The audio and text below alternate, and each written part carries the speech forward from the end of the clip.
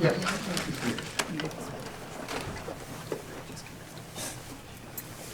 For the court's record, could you state your first and last name and spell both? George Frese, Georgefrese. Mr. Bundy. Mr. Frese, you're presently in prison. Yes, How long have you been in prison? 18 years. What are you in prison for? The assault on death of John Hartman, assault on Frankie Dayton, and the assault on Matt Rainey. Did you play any part in those assaults that you're in prison for? None. How old were you in 1997 in October? 20 years old. And your parents moved around individually, and so that meant you had to move around too? Yes. How long have you been living with Crystal? Once she got pregnant, I moved in with her parents from my grandmother's house in the summer of '94, probably about June or July. And then we got an apartment in September of '94. How old were you when you did that? 17. And then? And then we moved over to Chin Courts. Stayed there for about 3 or 4 months before we moved over to the Dipper Apartments. The Little Dipper apartment? Yes. Is that where you were living in October of 1997? Yes, it is. What did the rest of you guys do? Me, Vernon, and John Folger started playing up and down the river in quarters. And, What's that? it's a card game, drinking game. How do you play it? Everybody gets dealt 4 cards, and then you flip a card in a series of 4 going up, which would be everybody who has the first card flip would take a shot of beer at that moment. We were using beer or drinking beer or whatever. So then the second card you flip, you take 2 shots. Third card you take 3, 4, and then 4 on the way down. You give 4, 3, 2, 1 shots. So that's how you play up and down the river. What about quarters? Quarters, you get a shot glass and a quarter, and you roll it off your nose, bounce it off the table, and try to make it into the shot glass. What happens if you make it into the shot glass? You tell somebody to take a drink. What's the next thing you remember? Waking up in my room with on the floor with my foot propped up on the bed. My daughter was back by that time, I believe, and then I told him my foot was hurting and that gotta go to the hospital. I don't know if we talked to Vernon Sisto Sr. or took a cab. I don't know how I got to the hospital. Did you tell anybody what happened to your foot? Or did you know what happened to your foot? No, I don't. About what time was it that you went to the hospital? I went to the hospital, I believe it was around 3 o'clock in the afternoon. What happened at the hospital? I went to the registration nurse. She asked me what was wrong. I told her I hurt my foot in a fight. And then basically she just checked me in, and then they called me into the exam room where Detective Ring came in. He started interrogating me about and telling me that there was a kid up in ICU. Started asking me questions about it. And Did he tell you anything about what happened to the kid at the ICU? yeah, they said he was assaulted and that it doesn't look good, that he could possibly die. He was accusing me of these things and asked me what part I took in it. And I kept telling him I don't know, I don't remember. I don't even remember being with them. Right, but being with him, you mean being with Eugene Vent? Yeah, Eugene Vent. Now, did Detective Ring talk to you about your shoes? Yes, he did. He said he wanted my right shoe. And I believe Kendrick came in around this time. He, Slow down. Kendrick, would that be another policeman? yes, that is Detective Kendrick. Okay. All right, please go on. He came in, they asked for my right shoe, and then they brought it upstairs and said he was going to match it to Hartman's face. But it ended up being that Ring or Kendrick was saying that that they got a match, that the shoe matches, you know, that Matches what? the prints on Hartman's face. But, no, I've never been interrogated like that, never.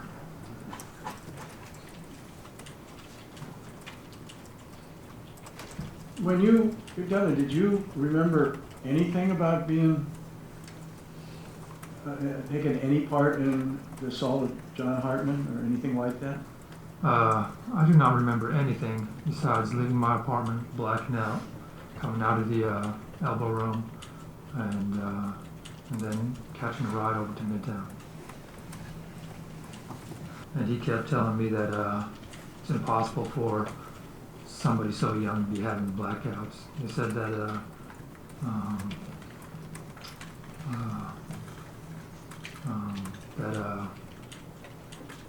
old people and people with Alzheimer's and long-time alcoholics have blackouts. What was that all about? They kept asking me if, do you remember being a part of any kind of sexual assault? Who did the sexual assault, or anything? Like, and they were telling me something like that would stand out, and none of that ever. I was completely. Did they say that John Hartman had been sexually assaulted? Yes, he did. I believe he said that this kid suffered from sexual assault. Did they tell you anything about Eugene Vent, what he was doing? They kept throwing his name in there about, he just said he was, maybe he just kicked him a few times and then he ran home, saying that, he was telling me that Eugene was saying that I was there, and stuff like that. Did they tell you, when you were at the police station, did they tell you anything about the boot, the matching of your boot to, yes, they did. Ring, it was either Ring or Kendrick, I'm not sure where, but he ended up saying, you know, like, we know you were there, we just want to know what part you took in. We got people saying you're there, the footprint matches. Maybe you just kicked him a couple times, and then did whatever, but maybe Kevin started it, maybe... Kevin, did they mention Kevin Pease? Repeatedly, over and over. They kept trying to say that he was the aggressor. I kept telling them that I don't remember, that I don't know. Now, had they told you were under arrest by then? No, they did not. Did they tell you that you could leave? They did tell me I could leave. Did you ask to leave? I did. Were you able to leave? No.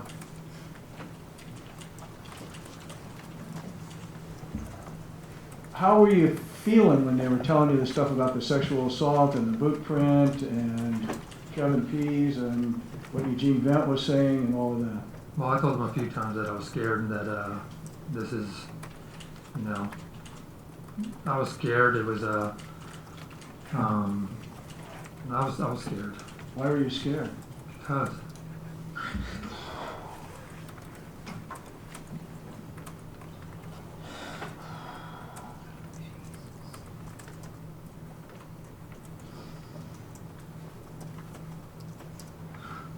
They're telling me that I did all this shit and I didn't fucking do it. You motherfuckers know we're innocent. I'm tired of this shit. All right, we'll take a break, 10 minutes. I didn't fucking do the shit.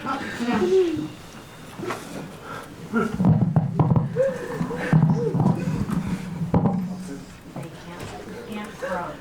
You can't approach. Don't go up. Only not too loud.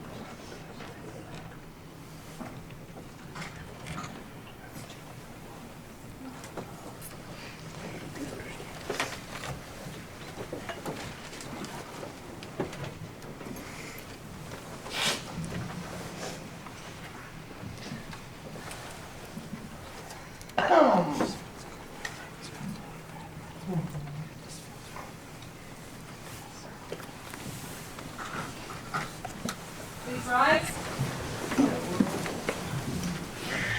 Please be seated. Ladies and gentlemen, there will be no demonstrations in the courtroom. If you're going to demonstrate, you'll have to go outside on the sidewalk and demonstrate. There will be no demonstrations in this courtroom. If it happens again, you will be escorted out by the police and you will not be permitted back in until the next trial day. I will not tolerate demonstrations in this courtroom. It will not happen again. If it does, we will stop this proceeding and the courtroom will be closed. This is not a theater. It is a courtroom. Solemn civic responsibilities are being outlined here.